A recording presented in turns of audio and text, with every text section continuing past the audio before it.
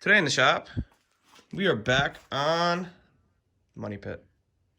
Back at it again. Yep. Where we last left off, we did a bunch of diagnostics on it, changed the sprockets, changed the chains in last week's video, you guys saw. And we were waiting for Archie to order a whole bunch of parts, and he did. So we're going to go through and show you guys what he got for us here.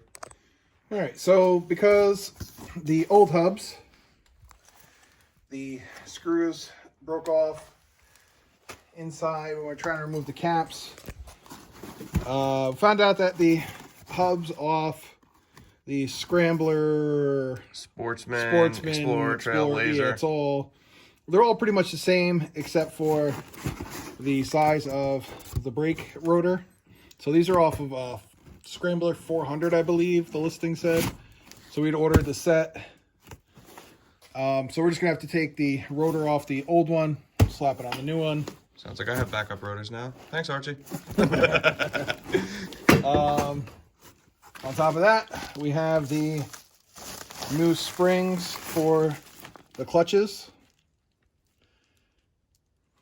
The garter spring, they call it. So we have those when we clean everything up. Next he bought new caps because we were just going to drill out the old hubs, and then he decided that he would just make our lives easier and buy new hubs. So we might slap the new caps on, leave the old ones. I don't know, we'll figure it out. Here we have all new gaskets, the two gaskets for the exhaust, and all the hardware, the bolts, the cushions, the springs, all that fun stuff. So he is ordering a new header pipe. Just has not arrived yet. We have the new tie rod ends, tie rods and tie rod ends. And then over this way, we have 16 millimeter. That was in my pocket. I brought that one home with me. We have the carburetor rebuild kit. Part number 261567. We have our new rear brake caliper. Hopefully you got the right one. That's the wrong one. That's an old Scrambler. That's the wrong one. For sure? Yep. All right, well, we'll take a look at it and we'll see. All right, we'll figure it out. We have over here. So that's the bearings and seals for the front. So I got new races too? Same as mine? Yes. Okay. And then here is the pull starter rebuild that Archie had ordered for us.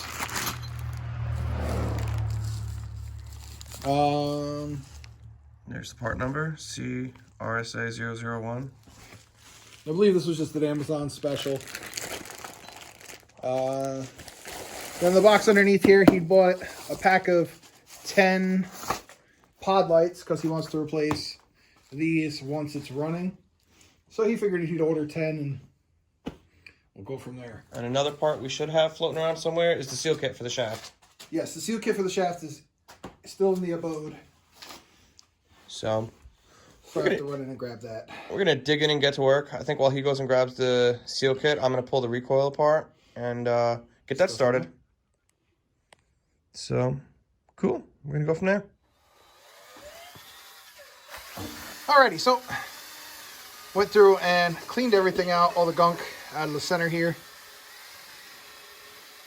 Did the best job I could.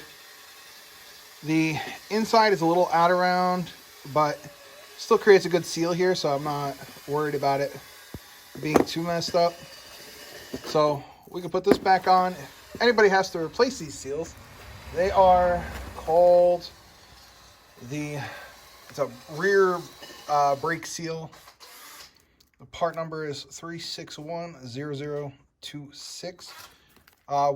Archie had ordered the seals off of eBay, and they fit in there nicely. All you're gonna do is set them in there, tap them in with a little rubber mallet, kind of doohickey, and go from there. Got noodles over here. We pulled the pull casing off, and it is nasty. They pulled everything out. There was nothing in there when we pulled it off, but you can see all the mud and crud in there. You can see how bad that looks. So we're gonna try and clean everything up, and we'll go from there. Yeah. Taking the recoil, it was 1, 2, 3, 4, 5, 6, 7, 8 bolts. There's a dowel to line it up here, and I think there might be another dowel on the bottom. But there's 2 dowels. It looks like silicone goes around the case just to keep it from getting schmutz inside of it. It's supposed to be an actual seal, but it looks like when the pull cord broke, they pulled it off, didn't replace the seal, and just siliconed it. Yeah. So we're gonna go through and try and clean this crap up and rebuild the recoil, or actually put the new recoil in. Yeah, it's not even rebuilding it at this point. It's just nope, replacing. So while Noodles is doing that, I'm gonna go through and reinstall this, and we'll continue on with Money Pit. All right, stitches went through. Put the rest of this back together with the new seals. So we've got new sprockets in the rear, new sprockets in the mid, new sprocket in the front. We're gonna have a new axle sprocket on as well tonight. I went through, put the new. I don't know about the axle sprocket. Oh yeah, because of the carry bearing. If you look at that play, Carry bearing's cooked. it is. All right, so we won't have a new axle sprocket until we get the carrier bearings in. But redid the recoil, new recoils in there. It's cleaned up as good as I was gonna get it, better than it was. So I'll put this thing back together.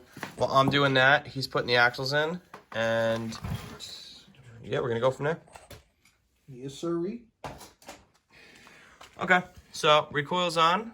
Stitches is going through. We're putting the new chains on now because we finally got to that point. Yep. Once we couldn't put the chains on until this was completed. So now that this is completed, we can go forward with the new chains. Obviously, we didn't have a gasket, so we just did the same thing, high temp gasket maker. It'll be good enough. So what? How many links is this one? This one is the 70 link. Okay. So I have to loosen up this other bolt. We already took one out. I got to loosen up the other one and spin this whole piece to get it to where it's supposed to be so we can put the master link in. The front is the 64 link and the rear is an 86 link. So as long as you're running all the stock sprocket sizes, that's what this kit came from, or came with. So I'm going to go through and I'm going to fight with putting the chains on. We've already reinstalled the front axles. You greased the fittings. I greased the fittings. I greased the front hub, I guess you would call it. Front gear. Yeah. Yeah. I don't know. Front differential. Front differential. So I greased that up, greased all that up, and then... Where's the grease fitting for that? Is it on this side? It is on the other side. So there's grease fitting there, and then obviously you've got the grease fittings for the universals. So he did that. So I'm going to do the chains. I'm going to spin everything. I'm going to grease this up as well. Grease what I can. And then while I'm doing the chains, Noodles, what are you doing? I'm going to be over here. I'm going to be disassembling the rotors from the scrambler hubs. I'm going to put the brake rotors from the Magnum hubs on it. I'm going to check the bearing races, see if we need to replace the races, change out the seals. The same thing we did a couple weeks ago on the scrambler. We're going to be doing that on this. While we're doing that, we have the ultrasonic cleaner heating up, and we've got the carburetor in there. So we're going to run that in the background while we're doing the suspension stuff.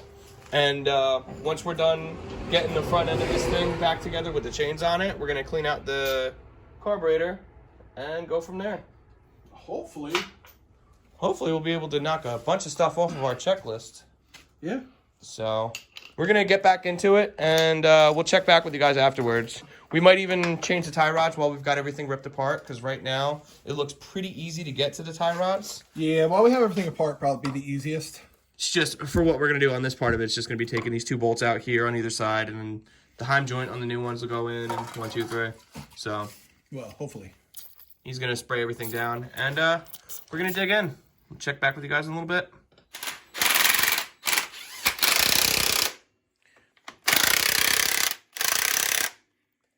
Cool. Let's give them an update, see what we got going on here.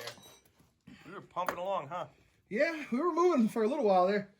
All right, so we got the front chain on. the next chain. Yeah, the center chain. The center chain. Obviously, we haven't done anything with the backs. We're still working on the front assembly. We took the tie rods out of here. Those bolts came out. Fairly simple for us. You want to explain the chain thing that you were telling me about? Okay, so unfortunately with this chain, the way you have to do it is you have to get this front chain on first before you get this chain on. I made the mistake of putting this one on and tried to put this one on, and I couldn't do it. So I had to take this one back off, loosen this up, had to spin this whole hub assembly here forward so I could get the master link in here. Once I got this one on, I was able to spin this back. And when I spun this back, the tension on here and the tension on here are exactly the same. But because the sprocket is here, it was easier to get it on there and put the master link straight through and tighten everything up. All right. So for the front here, I didn't adjust. I ended up not having to adjust the front hub or the front differential, whatever you want to call it. So this front differential here, I didn't have to adjust it because by the time I had twisted this one back to do the tension for this chain, or to install this chain, it was the correct tension for the front and the side here. So it's a little tricky. Play with it. It's easier to put this one on and then this one. And you want to just show them where the adjustment points are? You've got, what, one that you set tension here and then right here? Yep. So for this one here, you're going to turn this whole hub assembly here. Kind of like a rear carrier bearing. Correct. You're going to turn it. So for this one, to make it tighter, you're going to turn it backwards, looser, forwards. And then it's the same thing on this one. On the other side, there's actually 3 holes where you could put a screwdriver, an extension, or whatever. As long as everything's freed up in there, you could spin it. So if you spin this one counterclockwise, it'll tighten the front. But with it being right where it is right now, it's perfect. So as you can see, we put new races, bearing races into here, into the front struts. Literally just got done putting this one back on. The other side is on as well. Got new bearings in there as well. We have a new bearing, well, on the inside. This is all disassembled still, but we have all new bearings to put in there, and which we will. We have our new hubs. Well, one new hub. Well, 2 hubs, but Polaris used the same bearings for many, many years, different machines. So the kit that we ordered came with these. This is the older style scrambler seals, which are fit, but it's not working for us. Yeah, we can't get it to go in properly, and the one, not this one, but the other one, we messed up pretty bad.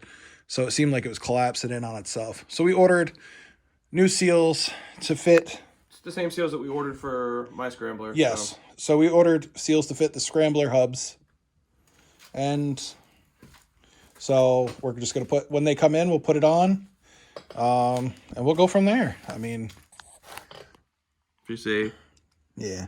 Nothing got marred up or anything like that, though. We don't want to damage it. So we're going to clean this assembly out, obviously. But when we get the new seal in, the races look fine, so we're not going to change the races out.